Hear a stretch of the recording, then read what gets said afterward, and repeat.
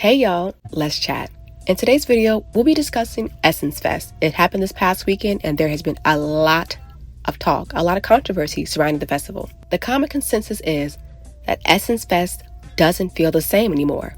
I saw a lot of commentary, a lot of videos circulating on TikTok and Instagram, and I made a post about it because it heavily related to the topic that I brought up, which was, where are the Black American beauty creators? Now, in that video, I talked about Black American beauty creators being overlooked and Black-centered spaces. Essence and EssenceFest is a Black-centered space, and it overwhelmingly surrounded global Blackness over Black American heritage. And I find it so ironic that people are repeating literally the exact same thing that I said 2 months ago. The only thing different about this conversation is that my video went viral. And every time my videos go viral, I'm seen as divisive, combative, and I'm making things up. If you don't know by now, there's a pattern. Every time a Black American woman speaks about Black American issues, we're always told to be quiet, we're being divisive, and that this is a non-issue.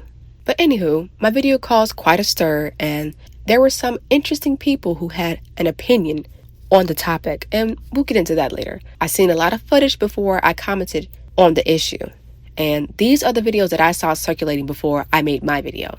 Let's hear what the people were saying first.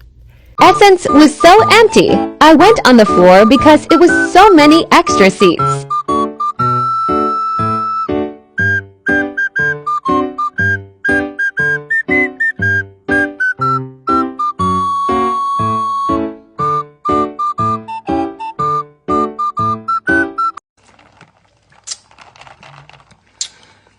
Where y'all at? Something else now. Did you all come on Thursday thinking that something was going to be? I'm not sure who's over at Essence right now, but get somebody else to do it. Give it back to whoever used to have it. 2025 at the convention center was garbage. A lot of space, very few vendors, and I've been going to Essence a long time. I've never seen it like this. Used to be one of the best places to go to support small Black businesses. That was not the case this year. I definitely hope it gets better because this was not it at all. Is there anyone at the Essence Festival right now and can confirm there's nobody there? I'm really understanding what's going on and what's happening. Like, why is nobody there? So the rising of prices and the lack of promotion was also a huge factor in the lack of attendance for the Essence Festival. The problem was most of the attendees didn't realize the change until arriving. So a lot of people felt misled and they were expecting something that was formerly free. The Super Lounge was an intimate performance space where it was included with standard ticket admission. So a lot of people felt baited and almost tricked into, spending more money. But now the Super Lounge was behind a VIP paywall. And on top of that, a lot of the attendees felt that the 2025 lineup leaned more towards Pan-African elements like Afrobeat performances, African fashion showcases, and a much larger spotlight on Caribbean artists.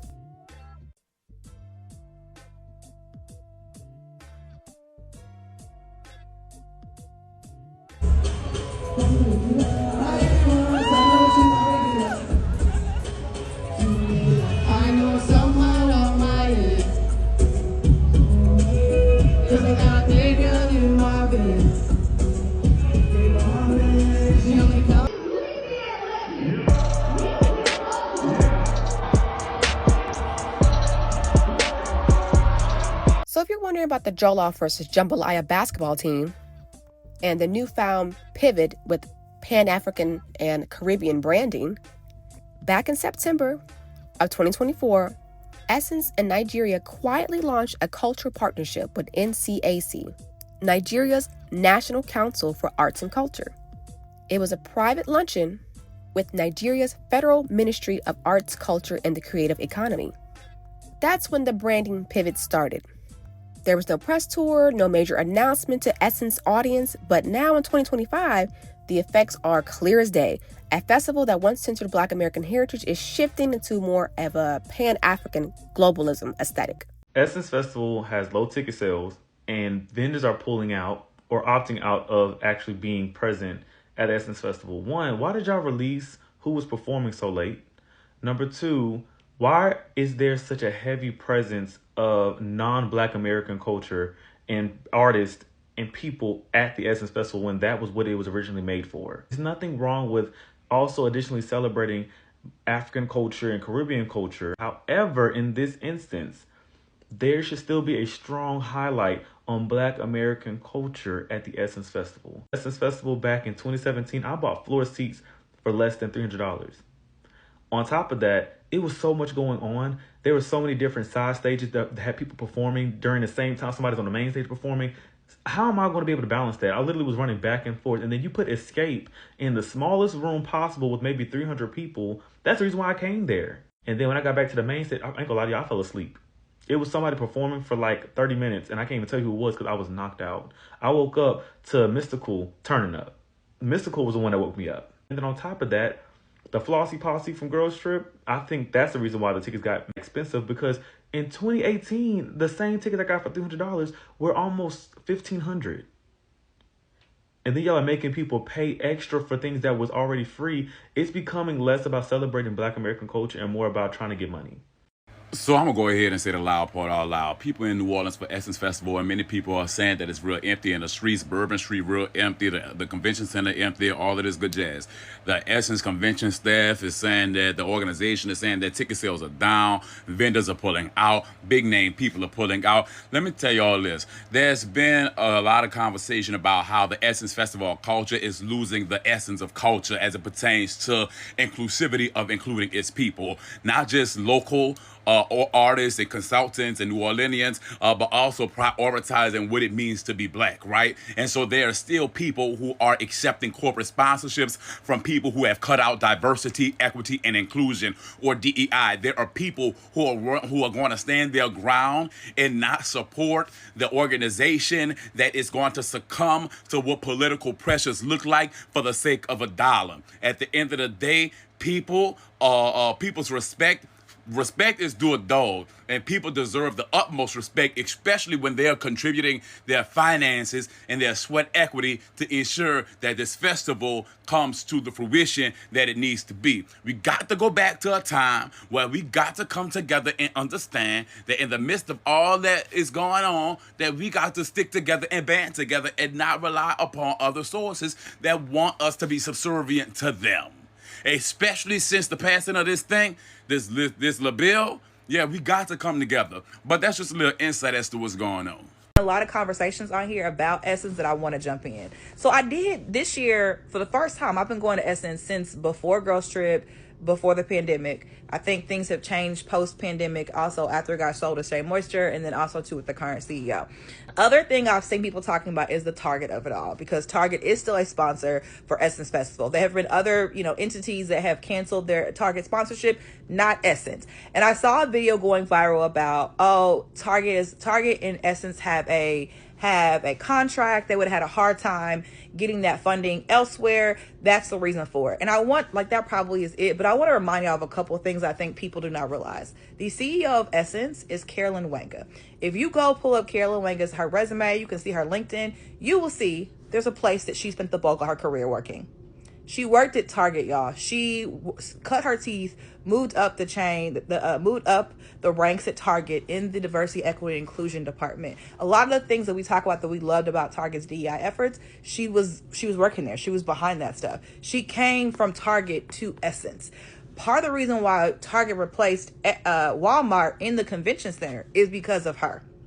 And so some of what y'all are seeing, in my opinion, is her loyalties to her previous company.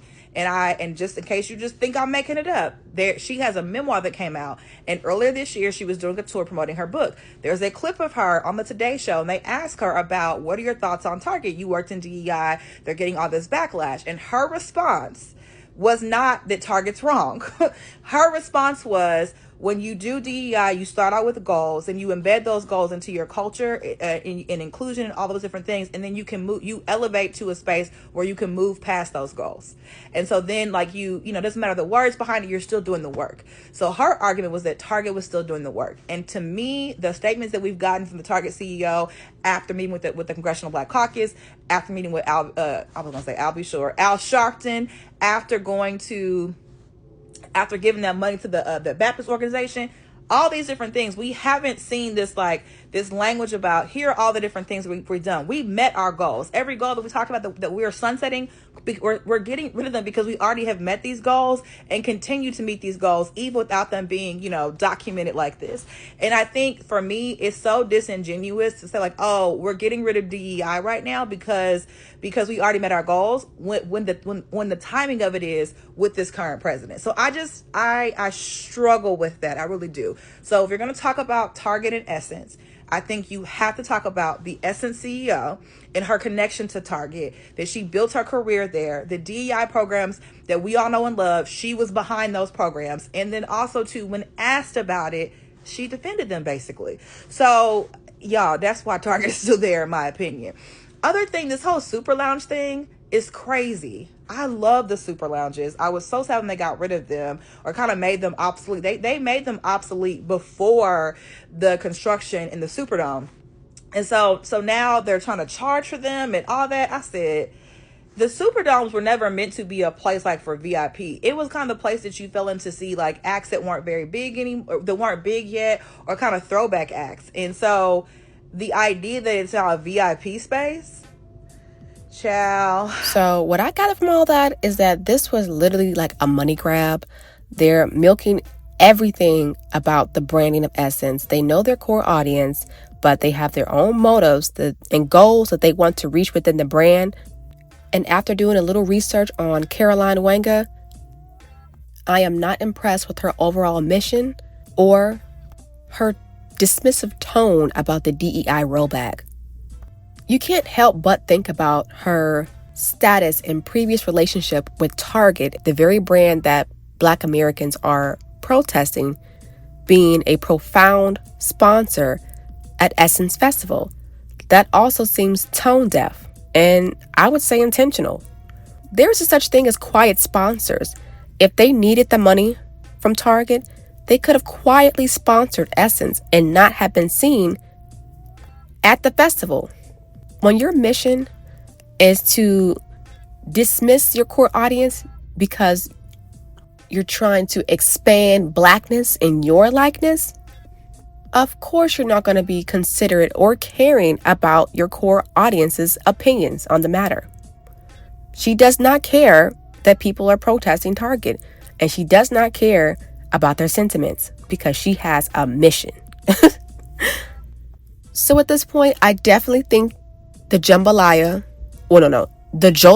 versus Jumbalayia, because Jolof was so big on that advertisement, was intentional. They know the vibes. They know and they are completely aware of the relationship that Black Americans have with Africans, and that's why the advertisement looked that way. I think they're playing into the divisiveness that people accuse me of doing. I think that advertisement was very divisive. That doesn't seem like a fusion within cultures, because you didn't use that verbiage. It was a versus, a battle. Why would you want to battle in this climate? I don't know. Unless it was on purpose. How can something be global if it doesn't include the people who created the space in the first place? This isn't just an Essence Fest. It's Black-centered spaces as a whole. It's not globalizing Blackness, it's flattening Blackness, especially Black American heritage and Black American people. And it's in more than one industry. It's in the film, modeling industry, and the influencer industry. Of course, I felt compelled to make a video about it. This affects me too, and a lot of other Black American beauty creators. So here's my take. What happened to Black American heritage at Essence Fest? So it's night 1 or night 2, and there is a lot of complaints coming through, and the common consensus is the culture has shifted. It no longer feels like us. And honestly, that makes sense, because the people in charge now do not value Black heritage. Essence Fest used to be known as the Cookout. It was created in 1995, created to center Black American heritage, the music, fashion, beauty, political power. It was basically like the family reunion created by Black people for Black people. Soul food, a little gospel, a little trap, NOLA. It was a culture that you felt deep in your chest. But now, not so much. It feels somewhat curated, corporatized, and it no longer feels like it centers us. The current CEO of Essence is a former DEI executive for Target. So the very thing that Black Americans are protesting, she was the center of, and now she's the center, well, she's the head, the CEO of Essence. Upon more research, I found out that she is originally from Kenya, and she moved to the US when she was about 10 years old. The point of me bringing that up is she doesn't seem like she values Black American heritage, because if she did care, the festival will still reflect the very people it was built for. And seeing as though that's not the case, I can't help but think that she does not value Black American heritage.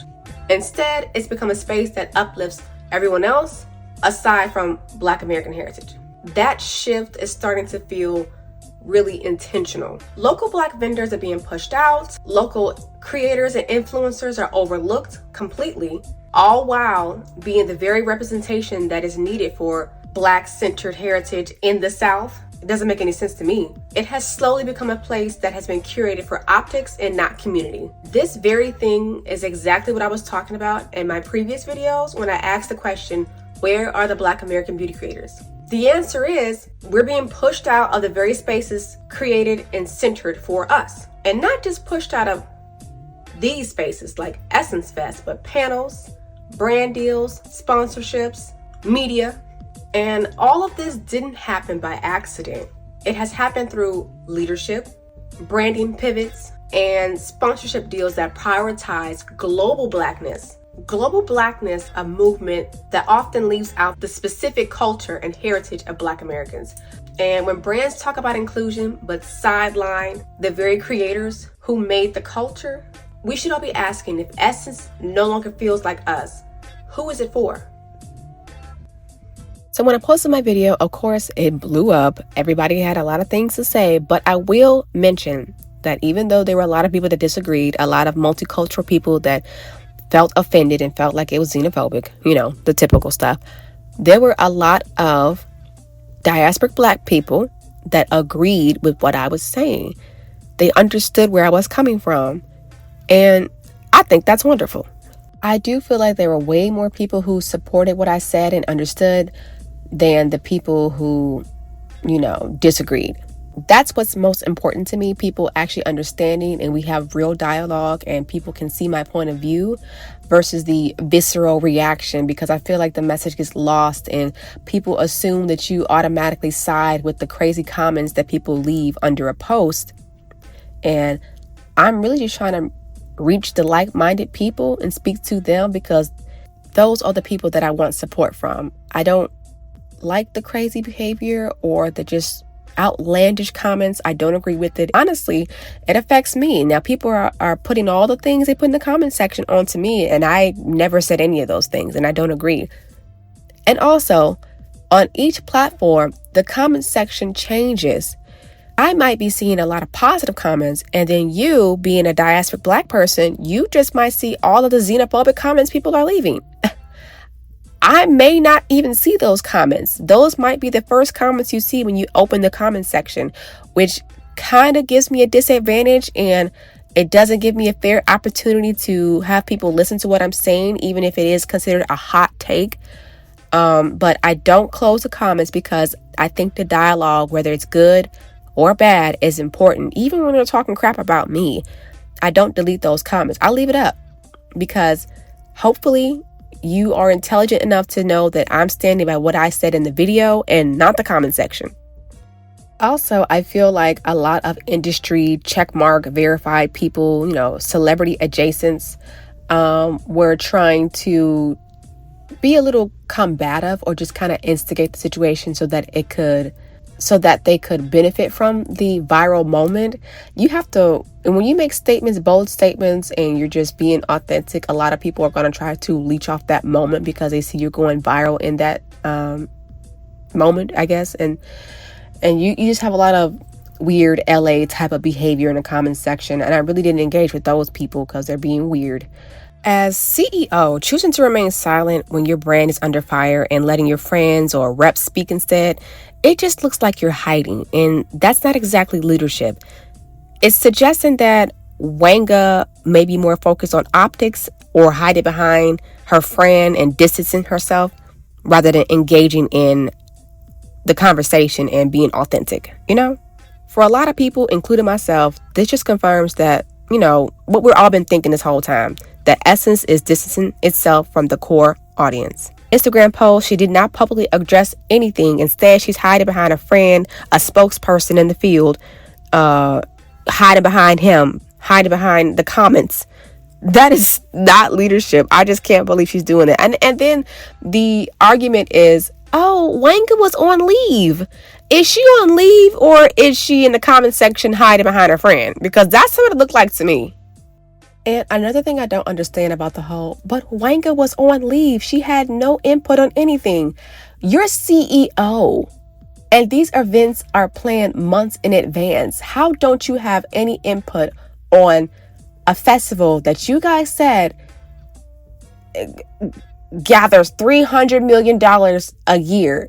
You gain that much money from one festival every year, and you have no input on this festival you just so happen was on leave? What kind of CEO is that?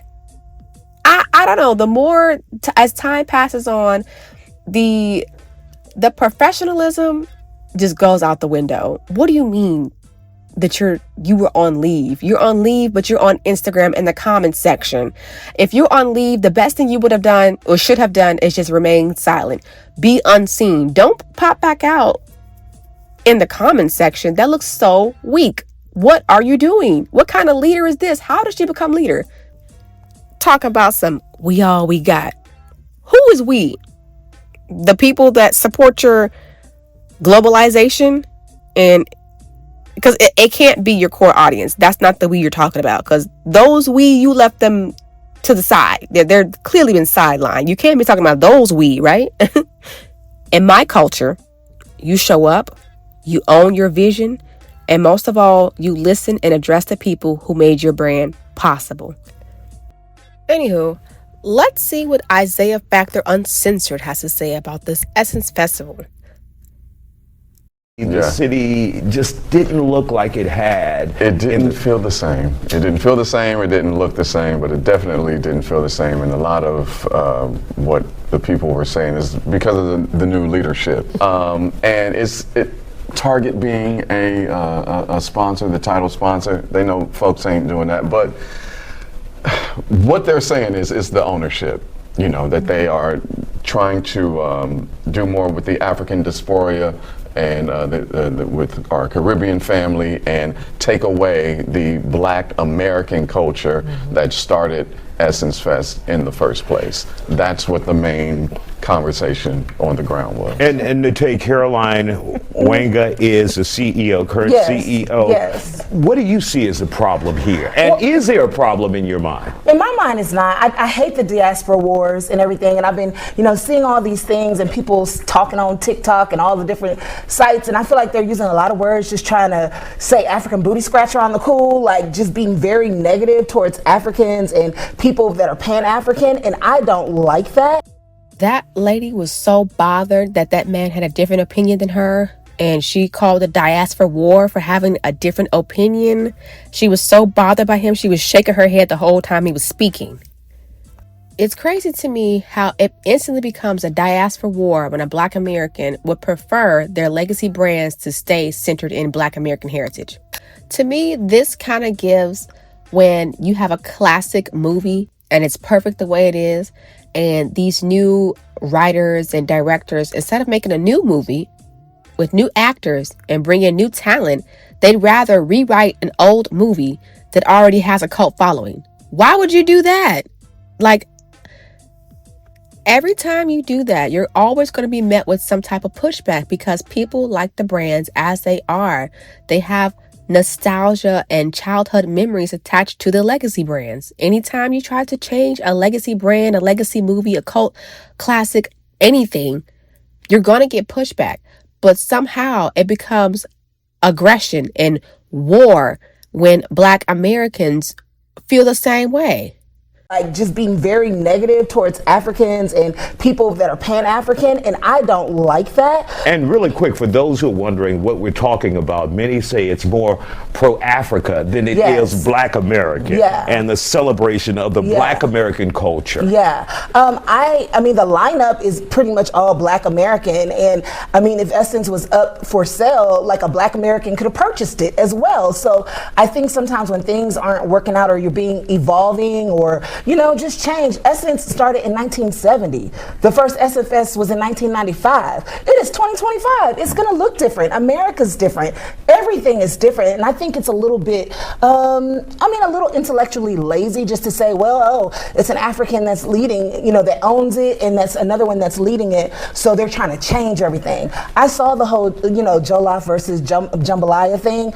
You know, when people always ask me growing up, what is Jollof rice like? I would always say it's kind of like jambalaya, you know, because I think everybody eats beans and rice. We season it a little differently, but I think there's a lot of ways to be together than separate. I think that's just a lazy intellectual argument. I think that they could have named it something else, like the taste of the Diaspora or something like that. But to make it like, they named it the Battle of Jolof, which was very big on the graphic, versus Jumbalayia in this small ass font. But was that one thing? Was that one thing out of 3 days? You know what I mean? Sure, Like the Superdome that was one thing. That was one thing. And one, you know, there's so many different activations. There were so many different acts.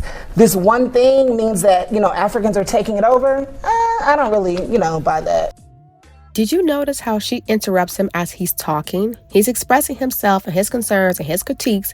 Everyone else is polite and quiet when they're talking.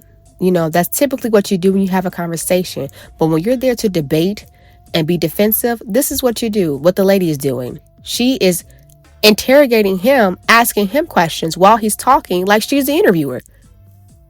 And then the word she used, she thought it was lazy intellectually. That was a choice to call something lazy, considering that a lot of Africans describe Black people, Black Americans, as lazy. They think somehow we are lazy and that's why we have such a hard time in life. And I think this was a very on code choice of words. All right, Bridget, let's hear from you. I mean, I saw different things as I was looking at, you know, doing my own research, and it looked like it's a matter of opinion. Some people say they had a great time. Some people said that, you know, it sucked. And the main thing that everyone said, though, is that Target, being the title sponsor, was a problem for them because we're boycotting Target. And a lot of people on TikTok and Instagram were like, you know, hashtag boycott Target, and how that wasn't right because it's like they connected it to Caroline, because it's like she used to be the head of DEI at Target, and then now they're the title sponsor at Essence. That's for the culture, which is for Black Americans, if you will. And there's been a long time that there's been this confrontation, let's say, you know, with Black Americans and with actual Africans, because it's always been said that Africans don't like Black Americans because we're lazy or, you know, different things of that nature. So it just depends. I think part of that comes from that underlying current that's still there against, you know, with Black Americans and Africans as a whole. So I hate that they're disparaging us with that. We'll continue in just a second. I'm so glad the other lady mentioned the relationship that Africans have with Black Americans and the lazy rhetoric that we hear ever so often. So I do think that Nete, who is a Nigerian woman, I think it was on purpose that she wanted to insinuate that Black Americans are intellectually lazy and that the conversation is lazy. And if you wanted your stuff back, you should buy it back from the African leaders that now possess it. It just sounds really, really nasty. It doesn't sound nice at all. I don't even know the word to describe it, but it left a really bad taste in my mouth. And this is the behavior that I see a lot. And it comes off like they own it. Like they could do whatever they want with it, and you better come get it back in blood. I don't know. Like, this is very interesting to me. I'm just like, wow, okay. It makes me wonder, do Africans and Caribbeans want to be seen outside of the Black American identity? Because through co-opting and assimilation, we don't know about your unique culture and your unique heritage. And the relationship that you have with Black Americans lack. It doesn't really exist. Especially if you're not in areas like New York City or LA or something like that. A lot of Africans and Caribbeans are secluded amongst their own people. When this comes about in these spaces, it's going to be a lot of pushback.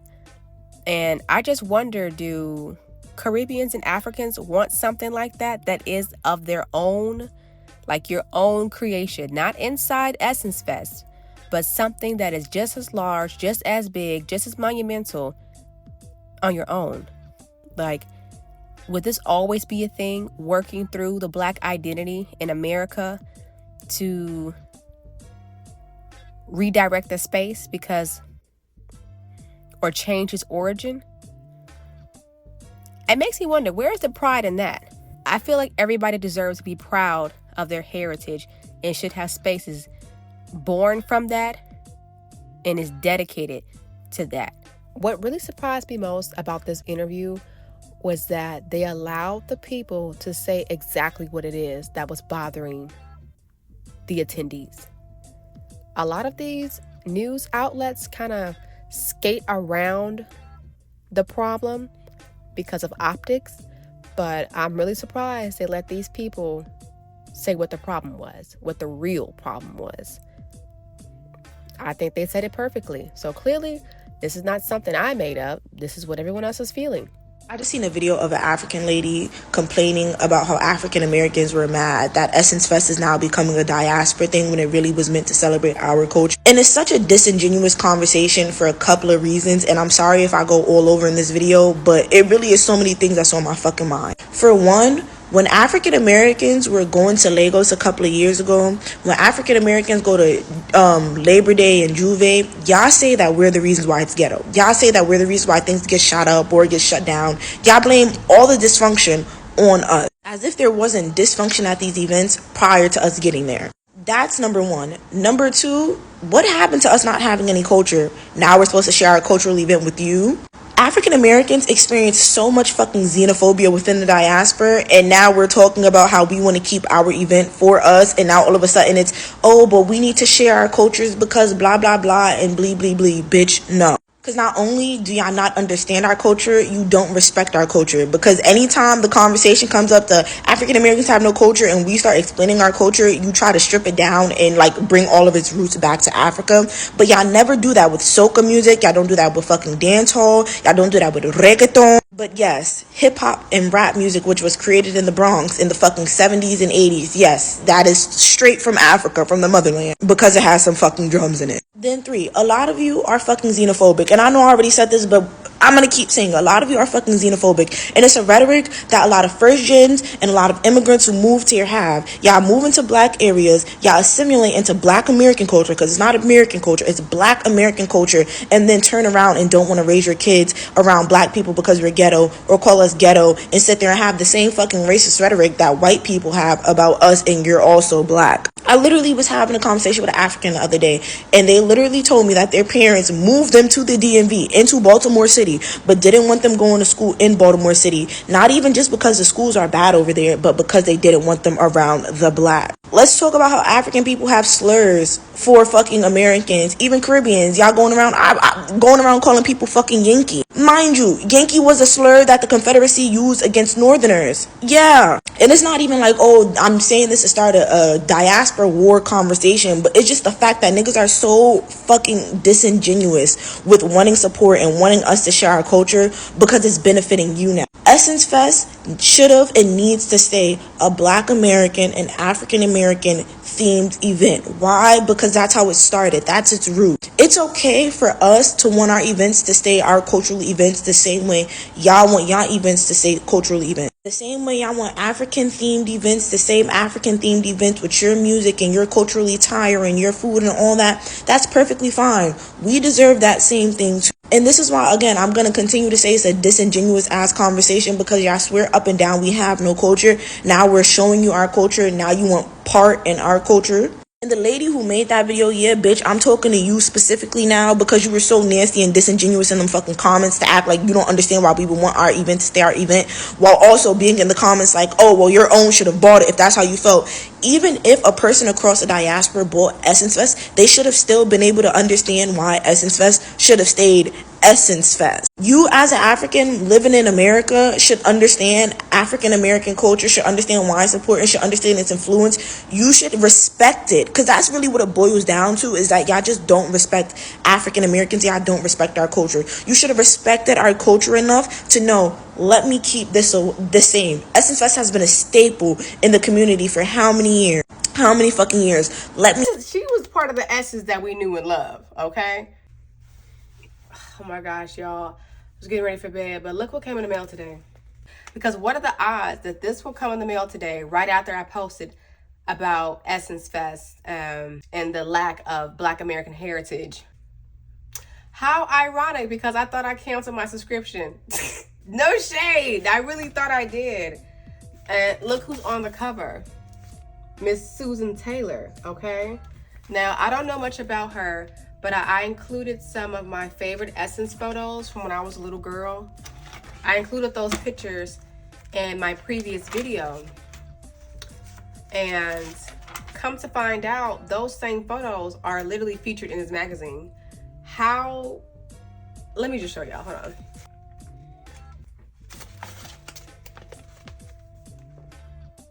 Isn't that crazy? Like, that is so ironic.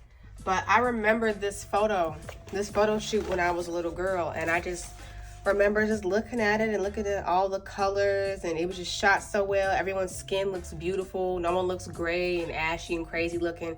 I don't know that much about Susan Taylor, but I do know that she comes from like a more of an artist like background. I think she was like creative director. I know she has an artist background or something like that. I forget.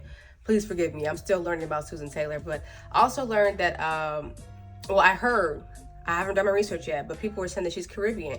So you can be multicultural or have a different heritage and still highlight Black American heritage and Black American culture beautifully. You can still do that. Those two can exist. I just wanted to reiterate, this isn't about keeping anyone out. It's about honoring where it all started. Because if the people really knew what this new version of Essence stands for, who's behind it, and what the mission is now, they'd think twice about supporting it. Essence still relies on Black American support. But that support needs to be mutual. It needs to be earned. And this is just part of the conversation. In my next video, I'll be diving deeper into Essence's new leadership, into how talent agencies like Kensington Gray are deciding who gets exclusive media coverage, sponsorships, and overall visibility. If you've ever wondered why it feels like Black American beauty creators are always missing from the scene, trust me, it's not by accident. I'm going to show you how the structure really works and explain why so many of us are feeling overlooked and overworked. Because it's not about how hard you work, it's about access. And without access, visibility is hard. So stay tuned, because we're not done talking about this just quite yet.